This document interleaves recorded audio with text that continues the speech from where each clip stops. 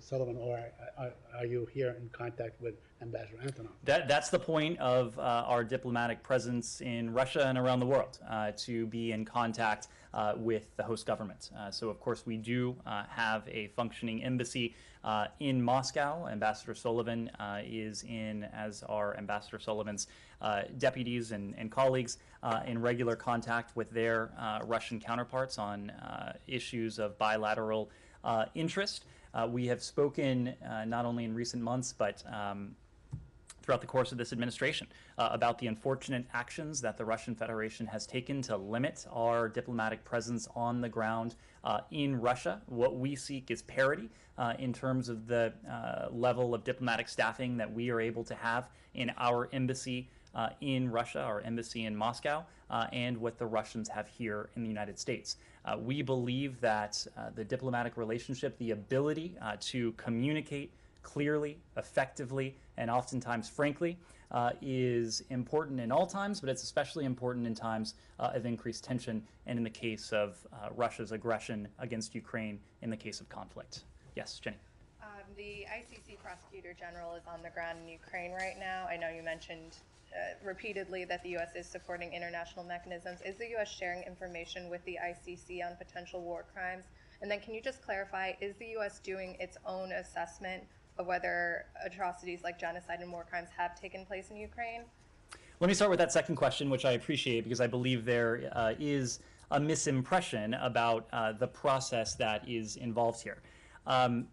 I think specifically there's a misimpression that the department would require a demand signal or an order from on high to undertake a careful review of what is transpiring on the ground in Ukraine.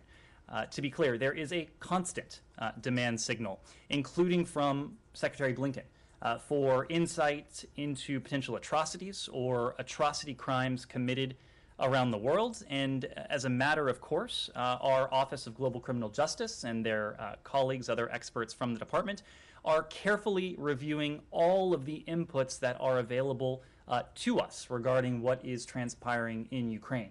That includes very public data points that all of us have seen across our television screens, that we've read in newspaper, but it also includes details gleaned from intelligence reporting as well. As we've said, and this gets to the first part of your question, our priority at the moment is pursuing accountability for atrocity crimes.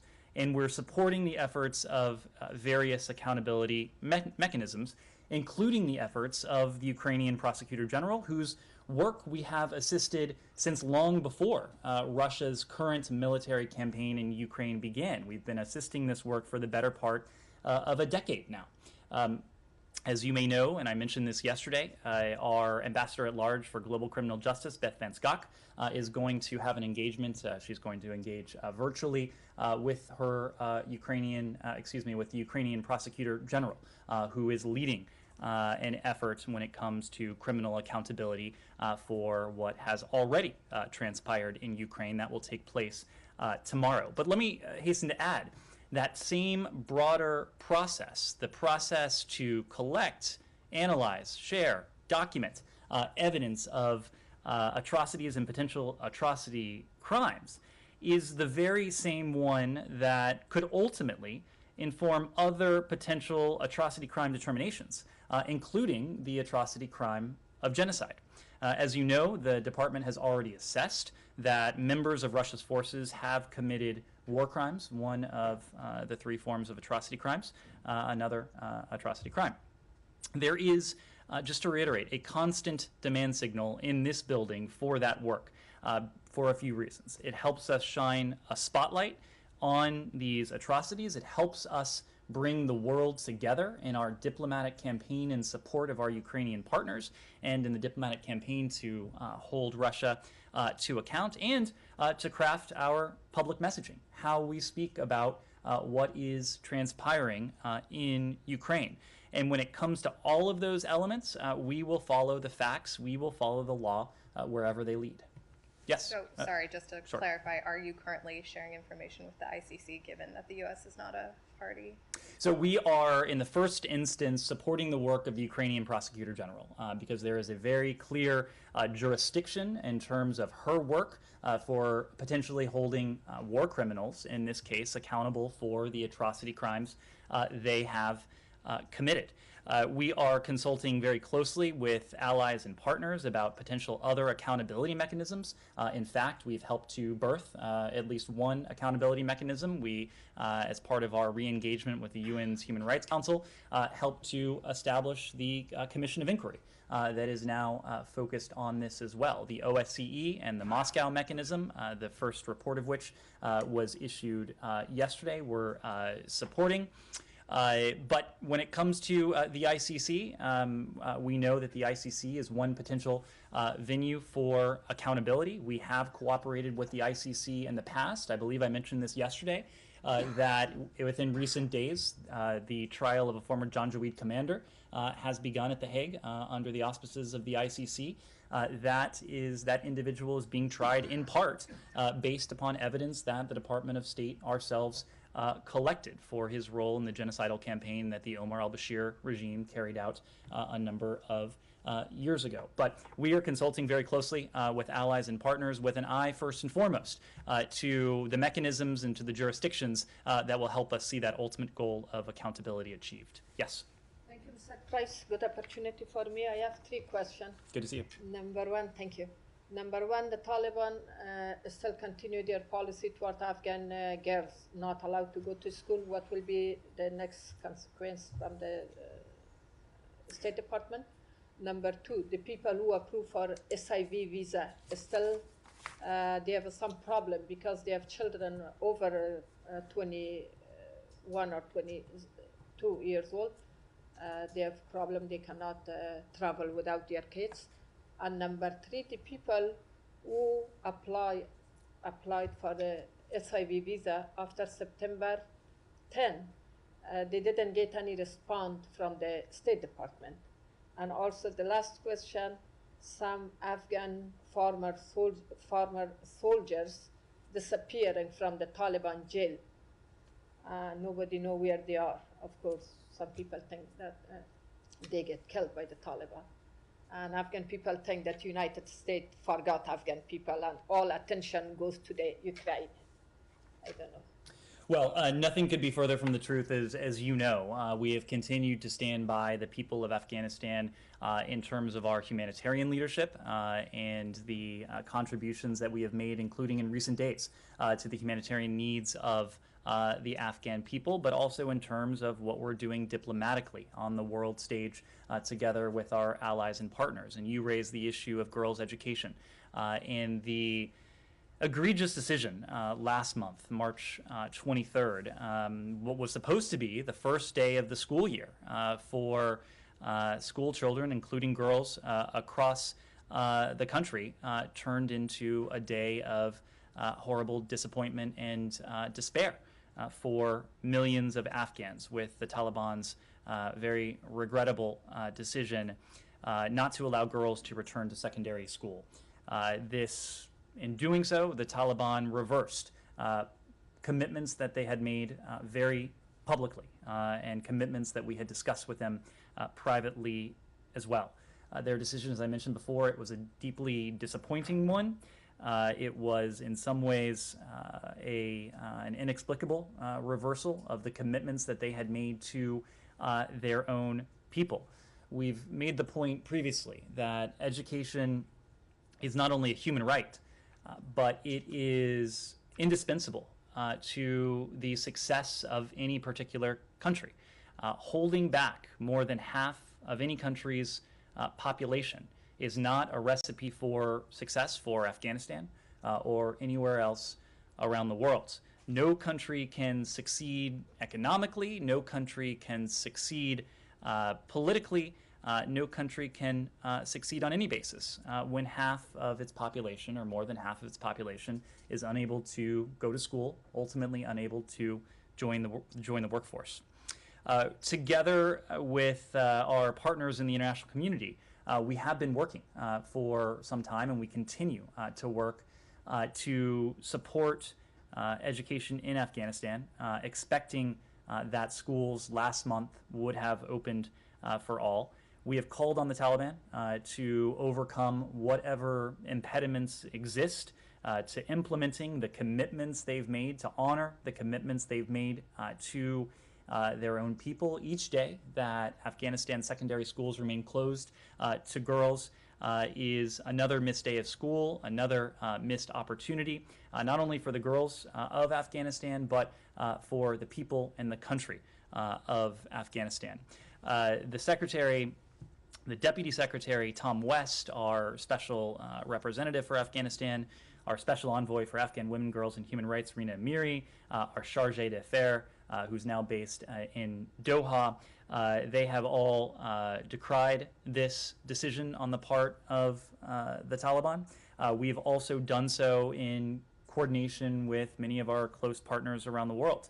Shortly after the Taliban announced this decision, we released a joint statement with our counterparts in Canada, in France, Germany, Italy, Japan, Norway, the UK, and the High Representative of the European Union, all condemning the decision on the part of the Taliban not to reopen secondary schools. The Organization of Islamic Cooperation similarly put out a statement, as well as female foreign ministers from at least 16 countries around the world, from Albania to Tonga in the UK.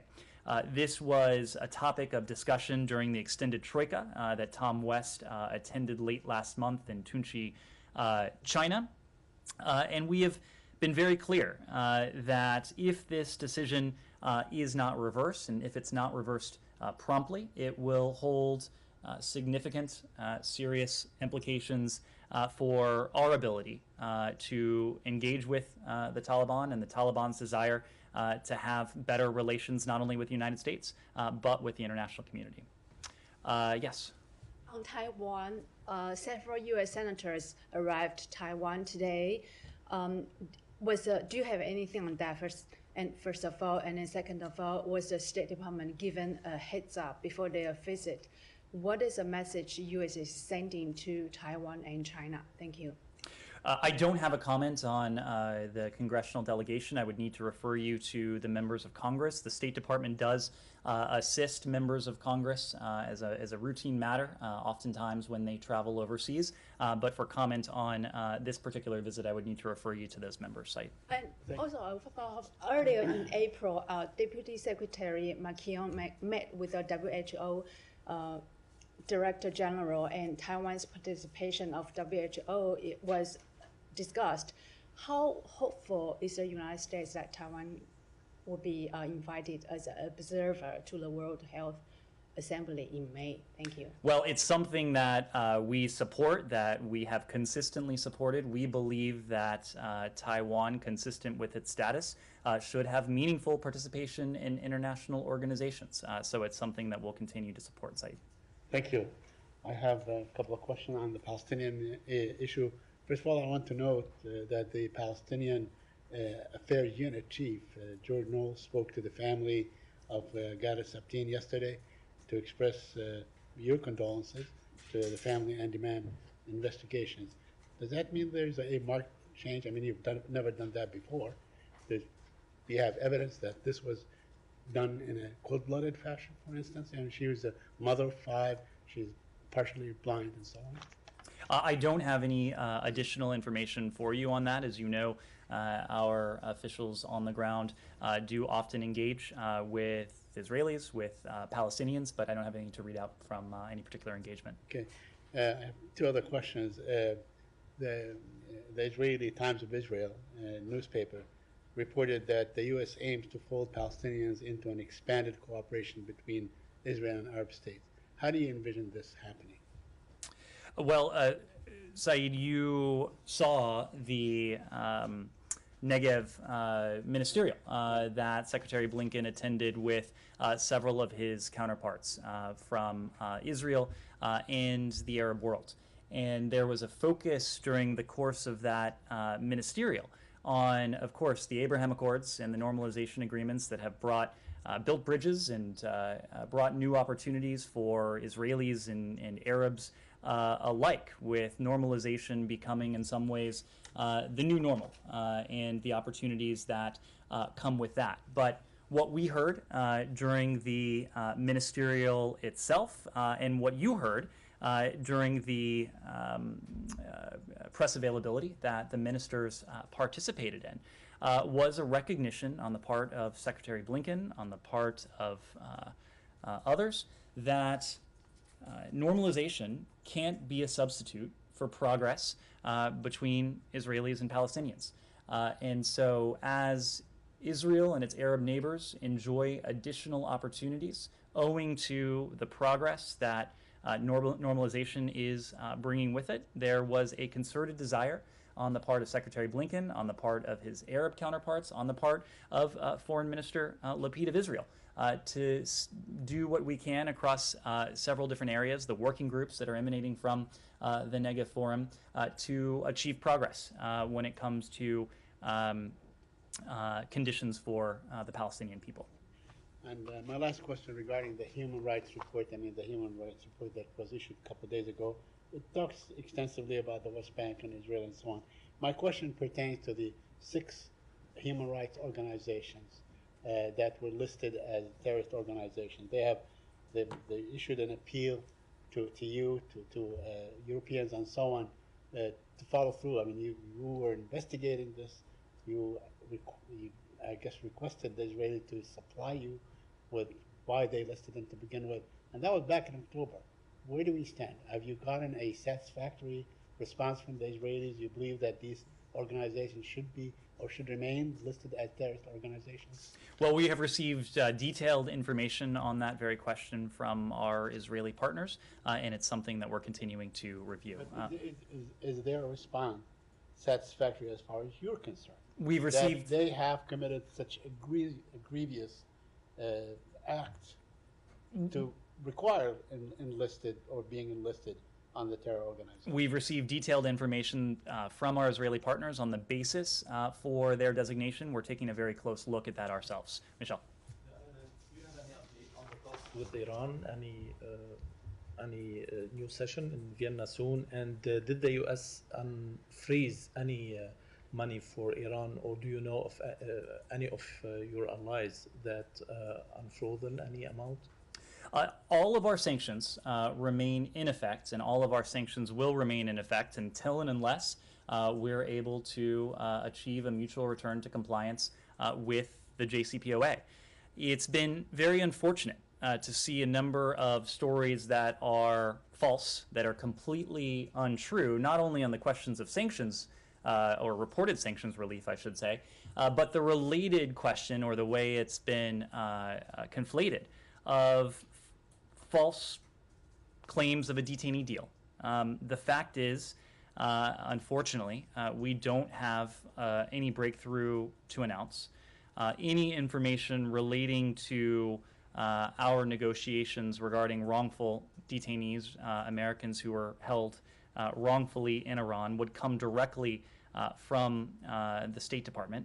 We know there's been a lot of false information out there. We urge everyone to exercise caution with these reports. But the fact is now that there are 2 parallel tracks that are underway with Iran. One, as we've talked about, in the context of Vienna for a mutual return to full implementation of the JCPOA, and one on the release of all 4 U.S. citizens who are unjustly held in Iran. Unfortunately, at this stage, neither of these negotiations has been successfully concluded. Any reports otherwise, including, as you referred to, Michelle, reports that Iranian funds held in restricted accounts in third countries would be transferred, are false. And our partners have not released these restricted funds to Iran, nor has the United States authorized or approved any such transfer of restricted funds to Iran. We are continuing to approach both of these negotiations with the utmost urgency. We urge Iran to do the same. We urge Iran to allow U.S. citizens Bakr and Siamak Namazi, Emad Shargi, and Murad Tabaz to return home to their loved ones. Yes. Thank you so much, sir. This is Jahan Zaibali from Airway News TV Pakistan. Pakistani newly elected Prime Minister Shehbaz Sharif has said that he wants better relations with United States to promote shared goals of peace, security, and development in the region. Does the US see his election of PM Sharif as an opportunity to improve the bilateral relations with Pakistan? Well, you probably saw a statement that we released from the Secretary last night regarding the selection of Prime Minister Shehbaz Sharif. For almost 75 years, the relationship between the United States and Pakistan has been a vital one. We look forward to continuing that work with Pakistan's government to promote peace and prosperity in Pakistan and the broader region. And in that spirit, we've congratulated Prime Minister Shehbaz Sharif on his election by the Pakistani parliament, and we look forward to working with him and his government. So former Prime Minister of Pakistan Imran Khan still blaming US for his ouster, while his supporters are organizing anti-US protests here in America, like in different states. Yesterday in DC, his supporters attacked on Pakistani American journalists and a few community members who disagree with them. So do you have any message for them who are organizing anti-US protests here in America, even when you rejected all those claims and White House also rejected all those claims? Our message has been clear and consistent on this. There is no truth whatsoever to the allegations that have been put forward. We support the peaceful upholding of constitutional and democratic principles, including respect for human rights. We do not support, whether it's in Pakistan or anywhere else around the world, one political party over another. We support broader principles, including the rule of law and equal justice under the law. So one last question, if you allow me, please. So today, the Pakistan's military spokesperson said that they had no evidence to suggest the United States had threatened or was involved in the conspiracy to seek the ouster of Imran Khan's government. Your thoughts and comment on this statement? We would agree with it. Thanks. Natik Nailoglu from Azerbaijan, Real TV. My question is, when will the 907 amendment to the Freedom Sport Act be lifted from Azerbaijan? Well, we remain committed to promoting a peaceful, democratic, and prosperous future for the South Caucasus region. And we welcome, as you've heard from us before in the readouts from Secretary Blinken, the April 6th meeting between Prime Minister Pashinyan and President Aliyev in Brussels, including the positive momentum on preparations for peace talks and the formation of a bilateral commission on border delimitation. As the Secretary emphasized in the calls he had with those two leaders the day before on April 5th, we continue to encourage further peace negotiations between Armenia and Azerbaijan. And we reiterated, and the Secretary reiterated, that the United States stands ready to engage bilaterally and with like-minded partners, including through the role as an OSCE Minsk Group co-chair to help the countries find a long-term comprehensive peace. Sure. There's a phone call between Deputy Secretary Sherman and her French colleague yesterday, in which she discussed the South Caucasus Nagorno-Karabakh issue. Now we have Lavrov a couple of days ago complaining that US and France are not informing us about what they are doing. Are you guys deliberately shutting the door to Russia's mediation efforts? And given everything Russia has done in Ukraine, do you think that doesn't that disqualify Russia in peacemaking efforts between Azerbaijan and Armenia? I can't speak to the role that Russia might play in this, but what I can say is that we stand ready to engage Armenia and Azerbaijan, again, bilaterally, or with like-minded partners, including through the OSCE mechanism. And one more question about OSCE report that you mentioned earlier. So there are details that Russia has been using OSCE symbols to do what it has been doing. Does that bother you at all? Is Russia going to be suspended from OSCE if they continue doing that? I would have to refer you to the OSCE. They put out the Moscow mechanism under the auspices of the OSCE, put out a comprehensive report yesterday regarding the atrocities, the potential war crimes that, according to the Moscow mechanism, Russia's forces have committed in Ukraine, but I would need to refer you to the OSCE to speak to the particulars. Connor. Staying on Ukraine, pro-Russian social media accounts published what appears to be the U.S. passport of an American citizen named Joseph Ward Clark, claiming that he was captured or killed. Can you confirm whether or not that's the case? I cannot confirm that because reports that this U.S. citizen was captured in Ukraine are not true. Can't offer anything further due to privacy considerations, but those reports and those claims are not true. So, are you saying that he wasn't captured, but is the possibility that he was killed, or is this entirely false? I'm limited in how much I can say due to privacy considerations, but have reason to believe that this individual is safe. Is safe, great. Yep. And then to follow up on Jenny's questions, just on the meeting tomorrow that's happening between Ambassador Van Schaak and the Ukrainian Prosecutor General, is the U.S. providing intelligence to her office beyond just sort of cooperating in any financial support you're offering? Are you sharing intelligence on what you know about potential atrocities? So to the point earlier, we are pulling every lever that's available to us to garner insight into what has transpired on the ground in Ukraine, what Russia's forces have committed in terms of atrocity and atrocity crimes. We are looking at open source information, that is to say, what all of us are seeing with our own eyes and reading with our own eyes, but also we have the advantage of the resources of the U.S. intelligence community and the intelligence sharing relationships that we have around the world. And as you might imagine, there is quite a bit of focus trained on this very question. I'm not going to get into the specific type of information that Ambassador Van Schaak may or may not share with with the Ukrainian Prosecutor General tomorrow, but what I can say is that we are providing our Ukrainian partners with a range of information, strategic information, tactical information, information that they would need for the purposes of primarily self-defense. So not on the ship Moskva. Sorry, I'm sorry. It's not for documenting atrocities. It's more for the battlefield. I'm just not in a position to detail specifically what Ambassador Van Schaak may provide in that regard. But when it comes to our work here at the department, we are taking a close look at everything that is available to us. And our goal and what we are doing is documenting, analyzing, preserving, and yes, sharing that evidence. And in the first instance, we're sharing it with Ukrainian Prosecutor General. And just one more on this then. Ambassador Van Schaak and Ambassador Carpenter have both said that all options are on the table, including in terms of the question that Jenny had about the ICC. But does that include the U.S., this administration, potentially joining the ICC and signing the Rome Statute, or is that out of the question? I don't believe that is what's being referenced here. What's being referenced here is the ICC is a potential venue for accountability for Russian war criminals. Yes. I wanted to. Thank you for the opportunity. Sure. My name is Boris Kanchev from Macedonian Information Agency. I have just a couple of questions. Quick, it's about the EU integration process in the Western Balkans. You know, we know actually that Bulgaria is blocking the process 2 years now, almost 2 years now, by vetoing North Macedonia's opening of the accession talks with the EU.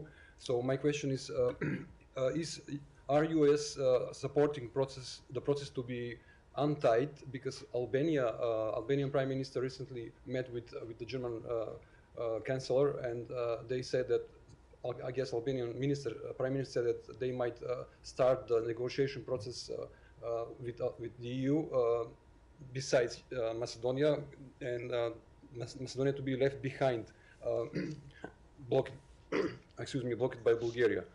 So this is my first question. The second question is, what is the United States doing to convince Bulgaria to lift its veto on North Macedonia, to open the accession talks with the EU, having in mind the widespread Russian influence on the Balkans? Thank you. So for these questions, I would need to refer you to the countries in question and to the EU. We have bilateral partnerships with all of the countries in question, as well as with the EU, but those countries are best positioned to speak to it. Yes? I have two questions on North Korea.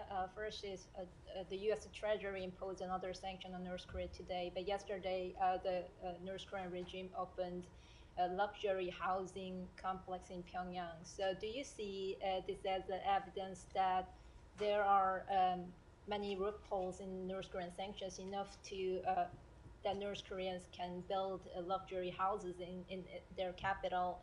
And my second question is, the department announced that Special Representative for DPRK, Ambassador Sung Kim, and the Deputy Representative Dr. Jung Bak will travel to Seoul. And so can you share about how they will address the concerns that North Korea can test another ICBM or resume nuclear tests soon? So on the second part of your question, we did announce today that Sung Kim, our special envoy for the DPRK, and his deputy, Dr. Jung Pak, will travel to Seoul later this month. They don't leave for several days. They'll be there from April 18th through the 22nd. And during this trip, they'll have an opportunity to meet with their counterparts, other senior ROK officials, to discuss the situation on the Korean Peninsula, including the international community's response to the recent ICBM launches. This is part of a regular engagement that our special envoy has with his South Korean counterparts. It's also part of the regular engagement and similar to the regular engagement that he has with our Japanese counterparts as well. And if I'm not mistaken, the special envoy had a phone conversation with his Japanese counterpart just yesterday, because we believe in the indispensability of working closely in the first instance with our Japanese and South Korean allies on the challenge posed by North Korea's ballistic missile and nuclear weapons program, but also trilaterally. And we have had recent opportunity to engage trilaterally with these two important allies, including with Secretary Blinken, met with his counterparts in Honolulu late last year to discuss the DPRK. To your question about reports of potential planning on the part of the DPRK, I'm not in a position to speak to those reports to confirm or to speak to any intelligence, but what I can say and what we know is that the DPRK in the past has used the occasion of holidays and other notable occasions within the DPRK to engage in provocations. So, of course, we're closely watching for that possibility. Yes? Sure. When Ambassador Sung Kim is in South Korea, is he planning to meet DPRK officials in the region? I'm not aware of any plans to meet DPRK officials. He's there to meet with his South Korean counterparts. Thank you. Yes? I wanted to follow up on an earlier question. Is there any change in how the U.S. views Finland and Sweden potentially joining NATO given Russia's threat today? There is no change because we believe that NATO's open door is an open door. And it is up to the NATO alliance to determine, and only the NATO alliance, to determine what its membership looks like. As you know, there is a set of criteria that any aspirant country would need to satisfy, would need to answer for before it would be in a position to join the alliance. That ultimately is a question for that aspirant country and NATO's 30 allied members. Sure. Discussions going on between Finland and Sweden and state about providing any sort of security in an interim period between application and accession to NATO? Well, this is something that the NATO Secretary General spoke to when we were in Brussels last week. He said when he was asked, quote, "I'm certain that we will find ways to address concerns they may have regarding the period between the potential application and the final ratifications." I'd refer you to his comments on that. So no plans for any bilateral security agreements or anything between the U.S. and either of those countries? We have Sweden and Finland are already close NATO partners. Of course, they are close partners bilaterally of the United States as well, but I don't have anything to add beyond what the Secretary General said. Daphne? If I could follow up as well, regardless of Medvedev's comments, and he's still quite close to Putin, but the Kremlin has also described this as something that would not bring stability to Europe. Is the United States concerned that Sweden and Finland's addition to NATO could prompt Russia to escalate? Without speaking to any countries in particular, we would not be concerned that the expansion of a defensive alliance would do anything other than promote stability on the European continent. Now, of course, any aspirant countries would have to meet the criteria that's spelled out in NATO's charter, would have to receive consent from the alliance itself. But again, NATO is a defensive alliance that is there to defend and to fortify. And NATO would not be a threat to anyone who is not attacking NATO. Can you comment on the ship, the battleship, Russian battleship Moskva, that was allegedly struck by a Ukrainian missile, or do you have any other information that you could share with us? I don't have any information beyond what you've heard from the Department of Defense. The Department of Defense, as I understand it this morning, confirmed that there appears to have been an explosion on board, but I don't have any further details to offer. Can I ask you a question on the genocide aspect? Do you think that in the long term, the frequent use or the repeated use of terms like war crimes or genocide would vitiate, the enormity of such a thing. When one talks about genocide, Rwanda comes to mind, or something that are really horrendous. Do you believe that repeating this thing, as we have seen in the last few days, ultimately is not good in terms of lessen the enormity of such events? Saeed, we've repeated the term war crimes because Russia's forces are committing war crimes in Ukraine. That is the assessment of this department, that Russia's forces have engaged in war crimes. I think that it underscores the atrocities, the level of atrocities, the scale and the scope of atrocities that are being committed. And as a general point, I think your point is well taken. But there is nothing routine, there is nothing general about what all of us are seeing and have seen with our own eyes. The level of brutality, the level of atrocity that Russia's forces have engaged in against the Ukrainian people inside sovereign Ukrainian territory. On Ukraine and Russia, Sure. Foreign Minister Kuleba tweeted that he discussed further sanctions with Secretary Blinken today. Should we expect them this week? And also related to today's announcement on Office of Sanctions Coordination, which is a new office at the State Department. Will the office coordinate efforts between the agencies here, or is it about coordination between allies and partners, like, for instance, immediate neighbors to Russia, Azerbaijan, Armenia, and Georgia? I don't think they have clear understanding of what is allowed, what they're allowed to do, what they're not allowed to do.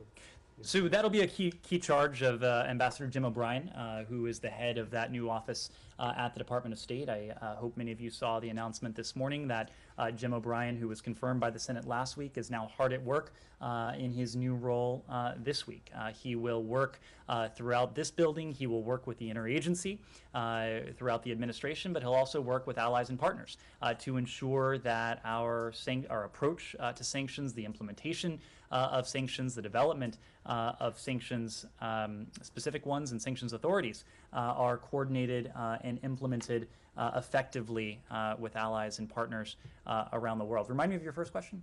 It's about the new sanctions package. We have previously made the point that as long as Russia continues to escalate its actions against the people of Ukraine until and unless its brutality comes to an end, we will continue to escalate our measures, and that would include additional financial and economic measures against the Russian Federation. Connor.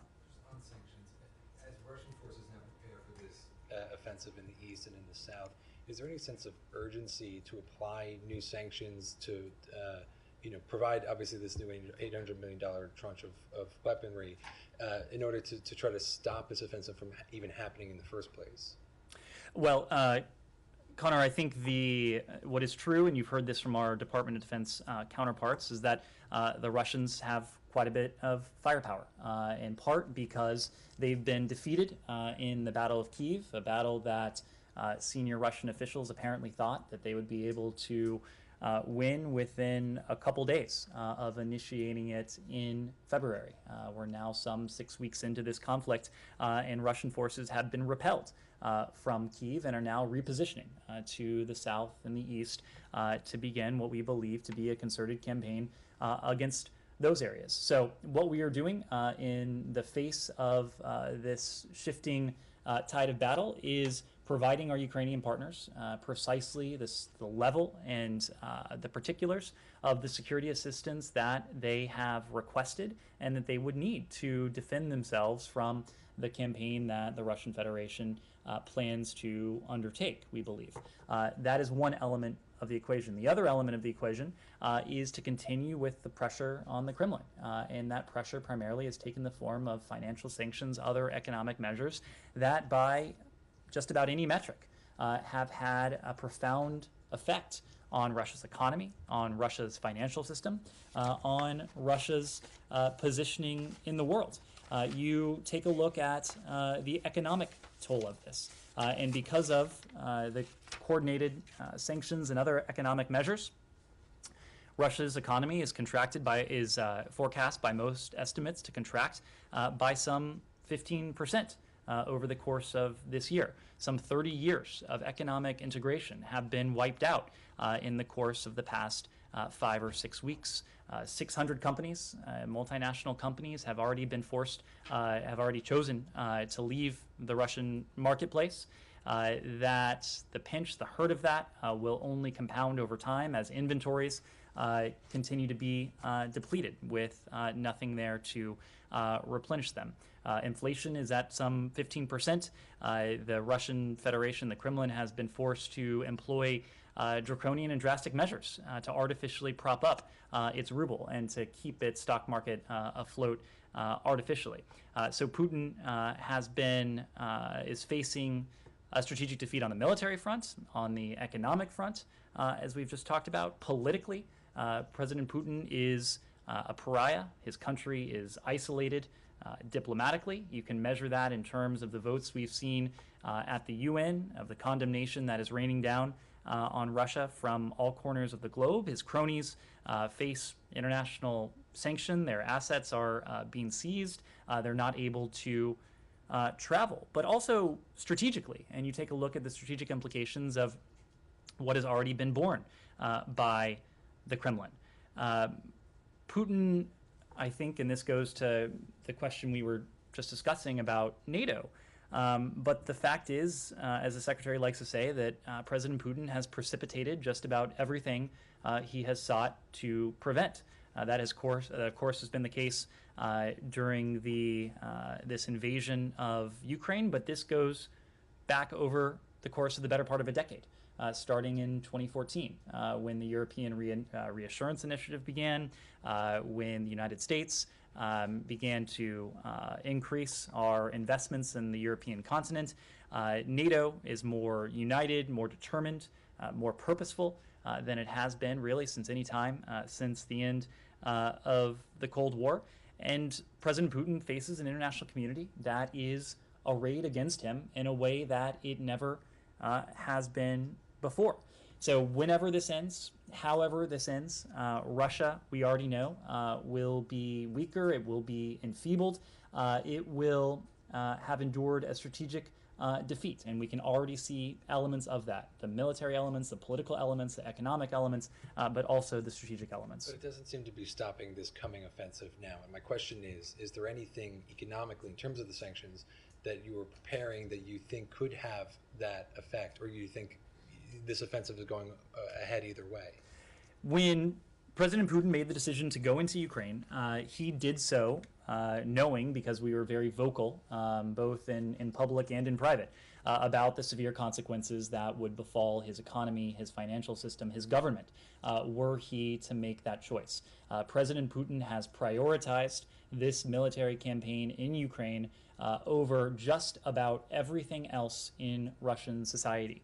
So what we're focused on now is providing our Ukrainian partners with the security assistance, the level and the specifics of precisely what they will need to continue defending themselves effectively, and doing, together with our partners and allies, everything we can to further diminish the economic, the political, the strategic standing of the Russian Federation. We've already done that to good effect.